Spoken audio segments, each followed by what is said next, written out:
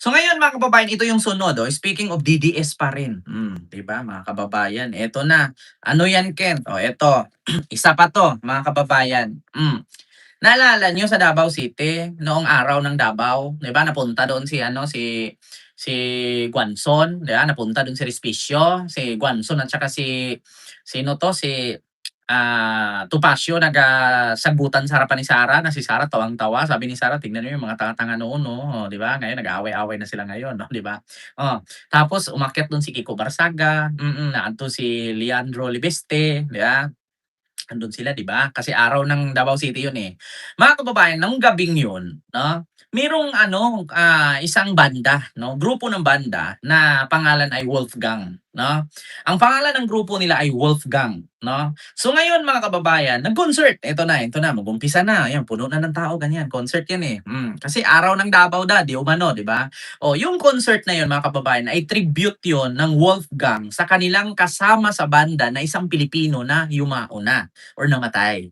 Tribute nila yon, yung concert na yon. Ngayon mga kababayan, nung umpisahan na sanang kakanta ang band vocalist ng Wolfgang na si Basti. Hindi si Basti Duterte, si Basti. Kasi ay ang huli, hindi Basti. Wolfgang Basti. Kakanta na sana, aba may sumigaw. Fuck you BBM! Sabing ganon. Fuck you BBM! Sabing ganyan. Ngayon mga kababayan, yung si band vocalist ng Wolfgang nakakaintindi ng Tagalog. Hmm. Yun ang problema mga kababayan 'no, itong Wolfgang Group na banda, ayaw nila na may mga gano'n-gano'n sa politics. Kasi nga pumunta sila dun para masaya, para katuwaan, hindi para mambatikos ng politician. So ngayon mga kababayan, ipakita ko sa inyo yung naturang video na isang DDS pinalabas sa concert. Kasi bakit mga kababayan? Ito po, mga kababayan yung ginawa.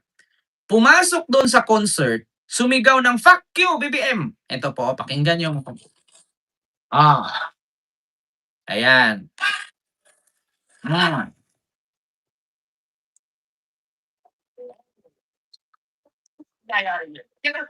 yan pinalabas. Oh,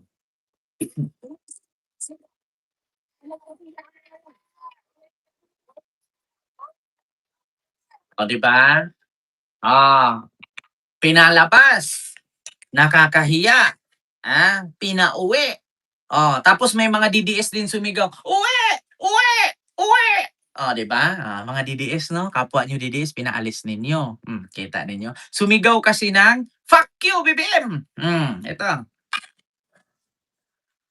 Hindi pa mag-umpisa yung kanta, sumigaw na. Pinalabas siya ng band vocalist na si Baste ng Wolfgang. Hmm, 'Di ba nakakahiya? Oh. Ah. Tapos ipinakalat nila, "Love you BBM" daw. Kaya pinalabas daw, loyalista daw 'yun, ang sabi daw, "Love you BBM." Pagdating talaga sa pagkakamali, babaliktarin nila. Alam naman natin ng mga fake news kayo, mga hayop kayo, Kung ang sigaw nung lalaki ay "Love you BBM" tapos pinalabas, 'no? Rinig na "fuck you." Kaya nagalit yung band vocalist, pinalabas kasi bastos. Pakinggan niyo kung "Love you BBM" ba ang binigkas nung sumigaw. Bakit sabi ng band vocalist na si Baste, bastos daw? Ito, pakinggan ninyo.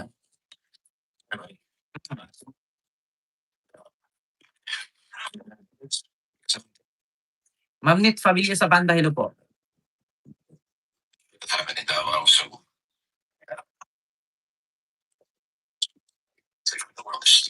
Kita ninyo?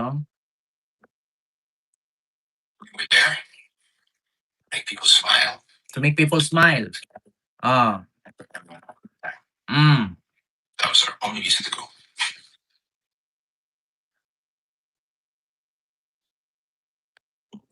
Mhm. Mhm. Choppy ba ako, mga kababayan? Wait lang. Kababayan, wait lang. Hindi naman. Okay. Yan ay Wolfgang. Ang pangalan ng grupo nila ay Wolfgang, 'no? So ngayon mga kababayan, hindi naman, sabing ganyan. Wala naman, 'di ba? Hindi naman mga kababayan. Hmm, very important person that in our band no longer with us. I was paying tribute to him, to Juan Legaspi. I was paying tribute to more musicians the Philippines has ever known. That moment. Wala bang audio? Yung video kanina? Yung sumigaw ng "Fuck you BBM"? Baka bawal naman kasi sa YouTube. Ito ba yun? Oo.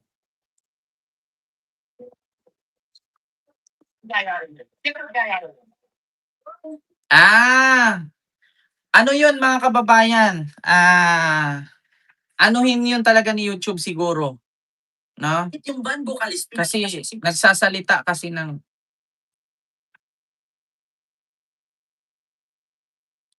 oo nga, wala nga. Wala bang audio? Wala bang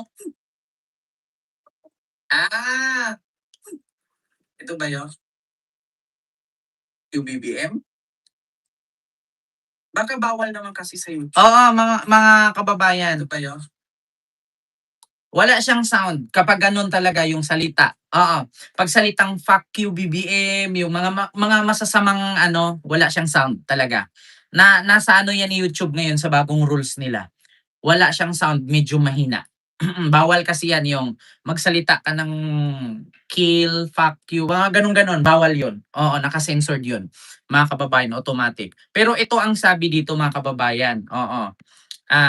Yun nga, "Fuck you BBM", sabi niya. Tapos sabi nung band vocalist na palabasin kasi bastos. So at least, mga kababayan 'no, na-react ko lang sa inyo, yun po ang nangyari. Which is kalat na po yan kahit sa Facebook niyo panoorin, kahit sa TikTok 'no, ganun talaga ang sasabihin. So ngayon eto po mga kababayan, nag-react po yung band vocalist 'no, ito po, ipapanood ko sa inyo mga kababayan 'no, yung reaksyon niya patungkol dun. I was gonna do this because I didn't think I needed to. Whatever break that I viral. The shit that happened in Davao, so I gotta the world is stupid. We were there to make people smile, to bring people together, and for everyone to have a good time. That was our only reason to go.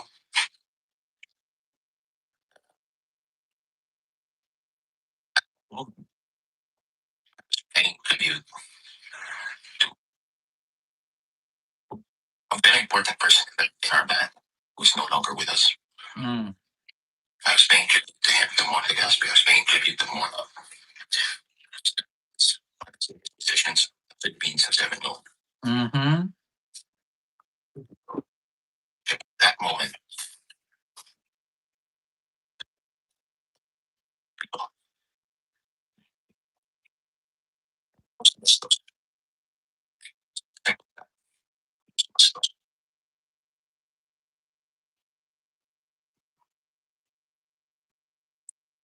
Oh, so yun ang sabi niya mga kababayan. Pumunta sila ng concert sa Davao, tribute niya sa kanilang kasamahan na namatay. Tapos ang gusto nila mangyari ay to make people smile, to make people enjoy, 'di ba? So humingi siya ng paumanhin. So dahil do'n sa trending nila na video na 'yon na pinalabas nila, mga kababayan, 'no, yung isang Pinoy na sumigaw nga ng "Fuck you BBM", sabi niya, "Wala akong pakialam sa politics kasi ang mga politician dumadaan lang 'yan. Wala namang pakialam sa ating mga politiko, eh. Ang may paki natin is tayo, kanya-kanya tayo." 'Di ba? 'Yun ang sabi niya. So, yung mga politician may mga ano 'yan, sariling agenda. Tayo lang din ang makakapagpaahon sa sarili natin, hindi ang mga politician. So, sa madaling salita, parang sabi niya, wag masyadong maging idolizing, 'no? Wag masyadong maging, ah, idolize, 'no? Kasi ang mga politiko dumadaan lang 'yan. Wala daw siyang pakialam kung DDS ka ba or BBM supporters ka. Ang sa kanila lang is mga band group sila, hindi sila politician, 'no? So yun ang sabi niya. So 'di ba nakakahiya mga kababayan na na ultimo kaya nagulat ako, mga kababayan, 'no? Katulad nun may napanood ako na video na 'di ba yung mga old inventor, mga kababayan, yung mga old inventor katulad niyan, sinong doktor ang nakapag-imbento ng amoxicillin, sinong Pilipino ang nakaimbento na doktor na Pilipino na nakaimbento ng alam niyo yung 'pag nabalian ka ng buto, fracture, surgeon, 'no, yung papalitan ng bakal yung hita mo, yung joint mo, gano'n, Pilipino pa rin. Tapos yung nakaimbento ng laptop, 'no, yung microchip, Pilipino pa rin. 'Di ba may mga history 'yan sa Facebook. So ngayon mga kababayan, natutuwa ako kasi, more on Filipino pala ang mga naka-discover. Tapos merong isang Pilipino na nakadiskubre na tubig lang ang pangsalin niya sa gasolina. Instead of gasolina, tubig. Tapos pinapakulong siya. Oh, dahil sa kasong estafa. So, ako'y natuwa kasi Pilipino pala ang kadalasan sa mga inventor na ganyan. Tapos yung nakaimbento ng fluorescent, Pilipino pala. Ngayon mga kababayan, ang nangyari, nakita ko sa mga comment, wow, ang galing ng Pilipino, lalong-lalo na 'pag si Tatay Digong pa rin ang presidente. Sabi ko, ang layo-layo naman sa issue doon sa mga inventor na Pilipino tapos i-comment mo si Digong. 'Di ba? Ang layo-layo, 'di ba? Invention ang pinag-usapan. Wow, ang galing-galing ng Pilipino, ang daming na ano talaga, matatalino ang mga Pilipino, lalong-lalo na 'pag si Tatay Digong ang presidente. Putang inang layo-layo, 'di ba? Kaya hindi lahat ng bagay, nahaluan niyo ng pulitika, Mga DDS, itigil-tigil niyo 'yan. Yung usapang love life, 'wag mong haluan ng ano, politics. 'Di ba? 'Yan ang mahirap sa mga DDS, yung manood ka ng BTS concert, tapos sisigaw ka dun, "Bring him home, bring him home." 'Di ba? Hindi ba nagmukhang tanga? Ang pinapanood mo dun, Korean music, Korean artist. Tapos sisigaw ka dun, "Bring him home, bring him home." Anong connect, 'di ba? Kaya iwasan niyo 'yan mga DDS, para kayong mga tanga, 'di ba? Oo, kaya kayo nasasabayang brainless, 'di ba? Mga walang utak. 'Di ba Alonly TV ng Serisa Porcilupo? Kaya 'yan ang mahirap. Kaya tignan niyo, nakita niyo yung isang Pilipino na DDS doon sa Davao concert ng Wolfgang, pinalabas. Sumigaw pa naman, "Fuck you BBM," tapos yung kanta nila rock. Sige nga, anong kinalaman kay BBM dun sa concert, 'di ba? 'Yan ang mahirap, I-ano niyo 'yan, tawag dito, iwasan niyo yung ganyan, 'no? Iwasan yung pagkaroon ng fentanyl, paggagamit ng fentanyl, paghihit-hit ng droga, 'di ba? Iwasan niyo 'yan kasi hindi sa lahat ng panahon iko-connect mo 'yan, sisigaw-sigaw ka doon ng bangag-bangag-bangag, ngiwi-ngiwi, kung puro loyalista yung nando'n, nabugbog ka, animal ka, 'di ba? Ang hirap ng ganyan at saka okey lang naman kung magaganon ka kung yung mga nagko-concert dun ay hindi marunong mag-Tagalog, hindi makaintindi ng Tagalog. Putang ina, mga Phil-Am yung iba, naiintindihan nila, 'di ba bastos ka, lumaban, "Ay, fucking out of there." 'Di ba, sabi ng ano, ay naku, mm. Iwas-iwasan niyo 'yan, mga DDS, nakakahiya kayo. Kung ayaw niyong mabansagan kayo ng bobo araw-araw, itigil niyo. 'Di ba, kung ayaw niyong masaktan, huwag niyong araw-arawin, pagiging bobo. Kasi hindi maganda 'yan, tignan niyo, nakakahiya kayo, ultimo ibang lahi, ultimo mga banda, pinapalabas kayo. 'Di ba, 'di sayang yung, ano, tapos ngayon pinalabas siya doon, sasabihin niya, "Nagbayad ako ng ticket, bumili ako ng ticket." Irarason pa 'yan mga kababayan, imposibleng hindi siya nagaganon. Yung pinalabas, yung sumigaw ng "Fuck you BBM," yung pinalabas na yon, magrarason pa yon, "Nagbayad ako ng ticket, may karapatan ako, customer ako, bumili ako ng ticket, binili ko yung ticket, i-refund niyo yung ticket ko." Gaganon pa 'yan. Gaganon pa 'yun, imposible yung mga kababayan, 'no, behind the camera na 'yon, behind the back, nagrereklamo pa 'yun, "Bakit niyo ako palabasin? Bumili ako ng ticket, i-refund niyo yung ticket ko." Gaganyan pa 'yan, magrarason, mali na nga, 'di ba? Mm. Naku mga kababayan, posibleng hindi nagre-react 'yun, "Bakit niyo ako palabasin? Tama naman yung sinabi ko, ipaglaban pa rin 'yan nila mga kababayan, Tama naman yung sinabi ko, Tama naman yun, bangag naman talaga siya, fuck you talaga siya." Gaganon 'yan. "O bakit niyo po palabasin? Eh, 'di ba bumili ako ng ticket? Oh, 'di ba may i-refund niyo bago niyo ako palabasin." Makikipaglaban pa 'yan, makikipag-away pa 'yan mga kababayan, 'di ba? Kaya ang hirap sa inyo, Mga DDS, itigil-tigil niyo 'yan kasi hindi sa lahat ng pagkakataon nasa tama kayo. Hindi sa lahat ng pagkakataon ay mabuti at ayos ang ginawa ninyo, 'di ba? Mga Pilipino ngayon wala ng galang kahit pangulo ng bansa, yanu-yanuhon lang ug mura. 'Di nakakadismaya bilang Pilipino. Sir Marion, Rayuso, totoo 'yan, 'di ba? Tapos Diyos ko, yung presidente natin 'no, kahit kung ayaw niyo kay PBBM, 'wag niyo siyang respetuhin bilang siya, pero bilang presidente respetuhin niyo. Kasi si Sara nga kahit putang ina ayaw namin sa kanya, inintindi namin kahit wala siyang ginagawa, 'di ba? Gano'n lang, wala tayong magawa, binoto ng mga bobo 'yan, 'di ba? Oo. Kung ayaw niyong respetuhin si BBM bilang si PBBM, edi 'wag, pero yung pagiging presidente respetuhin niyo. Si Sara nga nirespeto namin bilang Vice President kahit walang kwenta, 'di ba? Mm. Kapagka sila ang pumuna kay PBBM, okey lang. Kapag tayo ang mag-react patungkol kay Sara, galit na galit sila. Yan ang sakit ng mga DDS. Kapag pabor sa kanila ang sinasabi nila, kapag pabor kay PBBM, kung ano-ano ang gagawin nila, Pero kapagka kay Sara na ang usapin, galit na galit sila. Yan ang mahirap sa kanila, mga kababayan, itong mga DDS, mga feeling victim, mga pa-victim effect. Kapag sabihin nila bangag, ngiwi-ngiwi, adik, okey lang, tuwang-tuwa pa sila. Pero kapag nakasuhan na, sabihin agad ginigipit, political persecution, 'di ba? Parang si Harry Roque, bangag, bangag, bangag, ngiwi, ngiwi, ngiwi, butod, butod, butod. Tapos 'pag nakasuhan sabihin agad, political persecution 'yan, ginigipit kami ng gobyerno, pinapahirapan kami, wala na ba kaming kalayaan magsalita? Ganyan agad ang sasabihin na parang si Pulong, ah. "Wag naman sinadaanan balat sibuyas," sabi ni Pulong. Wala ng kalayaan ang mga tao magsalita kung ganyan, kasi kapag nagsalita ka laban kay Marcos, ipapakulong ka. Okey naman na kahit sabihan mo si Marcos bangag, ngiwi, adik, 'wag mo lang sabihing patayin, kasi magkaiba ang punain kaysa sa pagbantaan, 'di ba? Kahit nga si Sara pagbantaan mo 'yan, puwede kang arestuhin ng NBI, 'di ba? Kasi mga opisyalis 'yan, Puwede mo naman siyang sabihin mo si Sara amoy putok, si Sara pangit, si Sara gala, si Sara walang kwenta, yun walang problema yun. Pero yung sabihin mo si Sara, oo, gugurgurin ko, yun ang hindi maganda. Pagbabanta na yun, 'di ba? Diyos ko naman. Kaya tignan niyo, ultimo yung mga ibang lahi na nagko-concert binababoy na nila, 'di ba?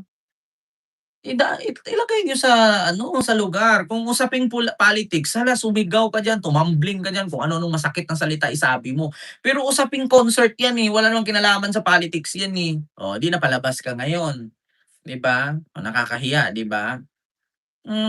Gano'n 'yun mga kababayan. So, 'yun lang, mga kababayan, yung ating, reaksyones 'no, sa mga oras na ito.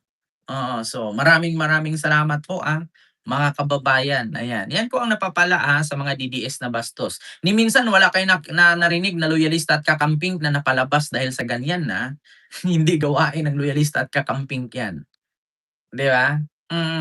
Hindi gawain ng loyalista at kakamping. So 'yun lang mga kababayan, maraming maraming salamat po sa inyong lahat.